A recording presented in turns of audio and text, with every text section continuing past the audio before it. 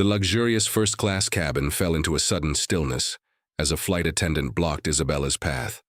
"Ma'am, I believe there's been a mistake. This area is reserved for first-class passengers only."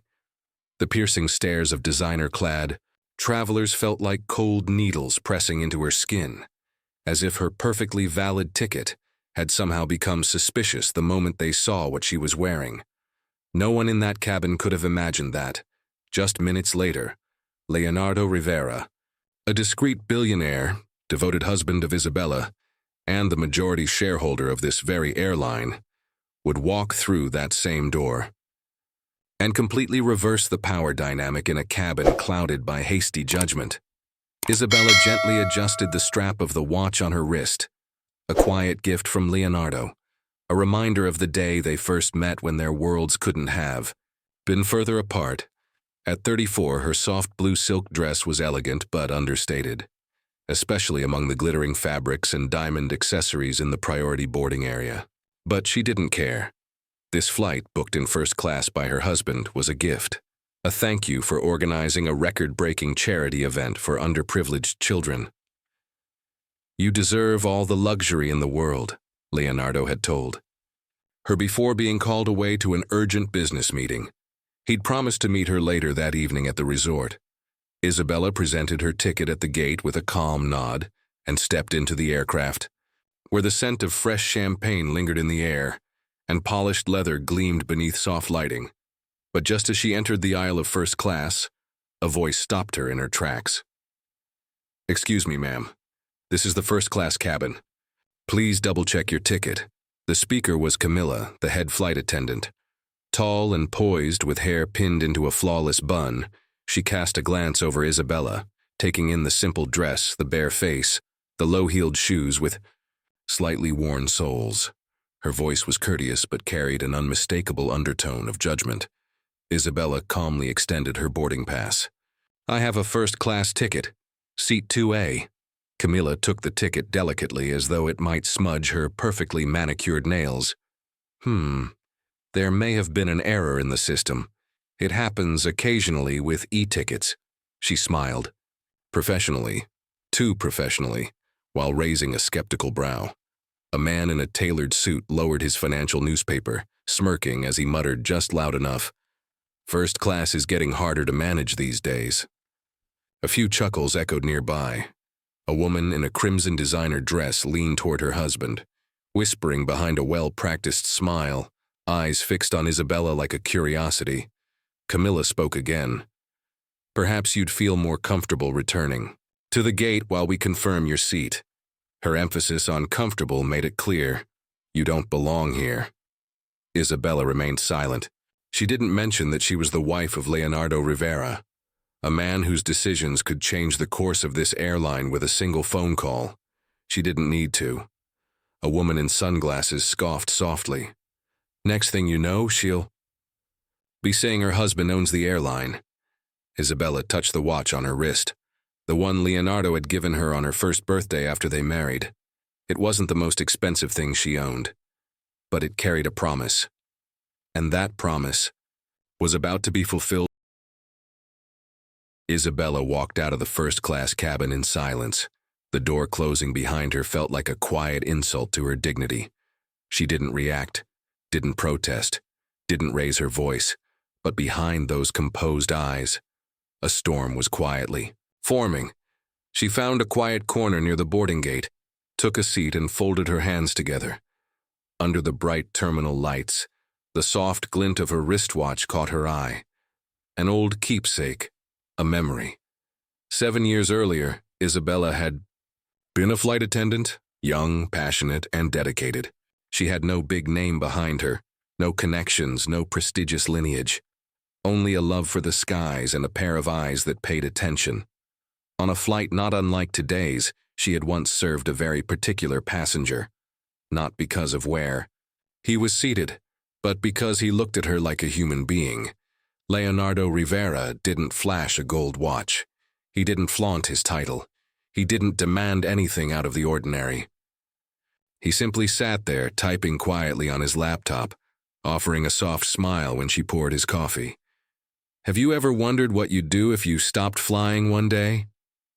He had asked her that. Back then, the question had caught Isabella off guard. Today, it echoed in her mind like a quiet bell. She hadn't known that the quiet man in seat 3C was building an empire in aviation logistics, and she certainly hadn't imagined that years later, he would become the man who said, "I fell in love with how you treated everyone, from the CEO to the child flying alone, with the same quiet respect." The watch she wore now had been his first gift to her, not to impress her, but to remind her, time is the only true luxury we have, and how we use it defines us. Isabella looked up. A staff member was whispering something to Camilla, the head attendant. There was a quick glance in Isabella's direction before they turned away.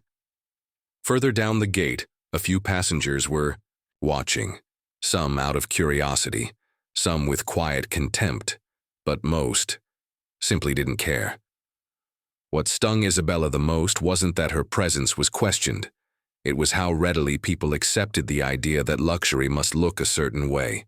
She thought of the women turned away for not wearing makeup, the single fathers judged for bringing their children into upscale restaurants, the countless people quietly denied respect for not dressing appropriately. And she knew this wasn't just about a seat. It was about a lesson someone in that cabin desperately needed to learn. At the front of the aircraft, the boarding door clicked shut. Camilla and the flight manager whispered in hushed tones. Isabella didn't need to hear them. She already knew they were getting ready to resolve the error by asking her to deboard. She smiled to herself, not with resignation, but with clarity. She understood now. Some battles are best won not with shouting, but with silence, and if today was meant to be a lesson, then The moments ticked by slowly. Passengers settled into their plush leather seats, flipping through glossy magazines, sipping champagne, and stealing occasional glances toward the front of the cabin, where a woman in a modest blue dress was still waiting, unseen and unwelcome. Isabella stood quietly, holding her boarding pass as if it were the only proof she belonged. From behind her, the flight manager appeared, tall, impeccably dressed, with a voice practiced in diplomacy but firm in tone. "Ma'am, I'm afraid there's been an issue with your reservation. We'll need to ask you to step off the aircraft while we resolve it." The words were polite. The meaning was not. Gasps were muffled. A man in his 60s clicked his tongue. Disapprovingly. A young executive didn't even bother hiding his grin. Camilla stepped aside as Isabella walked down the aisle she had just entered moments before. No one said a word. No one offered a glance of support, except for one. A boy, no more than 10, peeked around his father's shoulder and offered a hesitant smile. Isabella smiled back, softly, gratefully. "I have a valid first-class ticket," she said to the flight manager, her voice steady though her heart pounded. "I have every right to be here." Camilla's smile returned, too perfect to be real. "It's a matter of security, ma'am. We simply can't allow just anyone in first class without proper verification. Just anyone." The phrase hit harder than any raised voice. Isabella took a breath. She could have said it, that she was the wife of Leonardo Rivera, the man who could buy every seat on this plane without blinking. She could have pulled rank, but she didn't. Instead, she looked Camilla in the eye. "You're making a mistake." Camilla's smile didn't waver, but her eyes flickered. Just for a second, the flight manager gestured toward the door again, and Isabella walked, step by step, under the watchful eyes of judgment and silence. She wasn't escorted. She wasn't forced. But she was being removed, just the same, and every step she took became a mirror, reflecting the quiet cruelty of assumption back at those who had made it. When she reached the exit, she turned for one final glance at the cabin. Dozens of eyes turned away, pretending not to see. Only the boy was still watching. His small hand waved, and just before stepping into the jet bridge, Isabella raised hers in return, a silent acknowledgement, a quiet goodbye, a promise that the story. The cabin door opened again, but this time, it didn't feel like part of the boarding process. It felt like a shift in atmosphere. The footsteps that followed were calm, measured, deliberate. Heads turned, slowly at first, then all at once, as a tall man in a perfectly tailored navy blue suit stepped into the cabin. His presence was immediate and unmistakable. Silver strands at his temples added distinction to his otherwise dark, meticulously styled hair. His posture, effortlessly authoritative. His stride, quietly commanding. He didn't need to speak. The silence spoke for him. Leonardo Rivera, business magnate, visionary entrepreneur, and majority shareholder of the airline they were all flying. Only a few recognized him on sight, but those who did froze. His eyes, a cool steel gray, scanned the cabin with precision. They moved from face to face, expression to expression, until finally landing on Isabella, standing at the exit, flanked by the flight manager and Camilla. His jaw tightened and barely, but enough to signal something had gone very wrong. "Is there a problem?" His voice was calm, low, but it filled the entire cabin. Camilla stiffened. The flight manager took half a step back. "Sir, we're just resolving a minor seating confusion," the manager began. Leonardo walked forward, unhurried but unrelenting. His presence bent the air as he passed. Passengers shrank into their seats. Phones were quietly tucked away. Even the most oblivious among them felt the tension rise. He stopped beside Isabella and placed a gentle hand at the small of her back, a gesture both intimate and unmistakably possessive. "That's my wife's seat. 2A, correct?" His words were soft, but each syllable landed with weight. Camilla's eyes widened. "Your wife?" "Yes," Leonardo replied, not breaking. Eye contact. "Isabella Mendez Rivera, my wife." He turned to the flight manager. "Was there a question about her right to be here?" The manager opened his mouth, closed it, swallowed hard. "Mr. Rivera, we had no idea. We were simply following protocol." "Protocol," Leonardo repeated. "To verify what exactly?" The pause that followed was suffocating. "Whether she belongs in first class?" He turned his gaze slowly to Camilla. She wilted under it. The cabin went completely silent. Even the hum of the engine seemed to fade. Passengers who had smirked earlier now stared intently at their seatbelts. One woman fumbled with her earrings. Another scrolled aimlessly through the welcome screen. Leonardo didn't raise his voice. He didn't have to. His very presence held power, not just of wealth, but of knowing exactly who he was, and what it meant to be disrespected without deserving it. "My wife," he said, eyes still locked on Camilla, "has more experience in this airline than most people in this cabin." His hand never left Isabella's back. She was once the youngest lead flight attendant in this company's history. She prevented a mid-air medical emergency when no one else noticed the signs. Her commendation still hangs in our headquarters lobby. A whisper of recognition passed through the cabin. Some passengers visibly blanched. Others glanced at Isabella with newfound awareness. "So I ask again." His tone didn't change, but the air around him seemed colder. "Was there a question about her right to be here?" No one answered, because there was no answer that would. Camilla stood frozen. Her once flawless posture now faltered, shoulders slightly hunched, knuckles white where they gripped the corner of a nearby seat. The polished gold wings on her uniform, once a symbol of pride, now felt unbearably heavy. The flight manager cleared his throat, trying to salvage what little dignity remained. "Mr. Rivera, I assure you this was an isolated misunderstanding. Leonardo raised a hand, a simple gesture. The cabin fell completely silent again. "Misunderstandings," he said evenly, "have consequences." He pulled out his phone, calmly, deliberately. No raised voice, no dramatic pause, just precision. Thumbs moved swiftly across the screen. A few passengers shifted in their seats, tension building like a drumbeat beneath the silence. "I've just sent a message to the board of directors," Leonardo continued, eyes never leaving the managers. "Effective immediately, all Stellar Airways staff will undergo mandatory training on bias, dignity, and service excellence. He turned slowly toward Camilla. Miss Reynolds, you'll be the first to participate. Her lips parted, maybe to protest, maybe to plead, but no sound came, only a flicker of disbelief. And then, resignation. The cabin was no longer watching in amusement or discomfort. Now it was respect, a quiet shift in perception. Collective realization. They had misjudged not just Isabella, but the man beside her. Leonardo glanced at Isabella, not to ask permission, but to acknowledge her. As if every action he took was rooted not just in authority, but in shared pain. There's one more matter, he added, turning to the flight manager. The position of Director of Customer Experience, the one we've been discussing, filling. I believe my wife is uniquely qualified for it. Isabella turned toward him, eyes slightly wide. He hadn't mentioned this before. Leonardo met her gaze.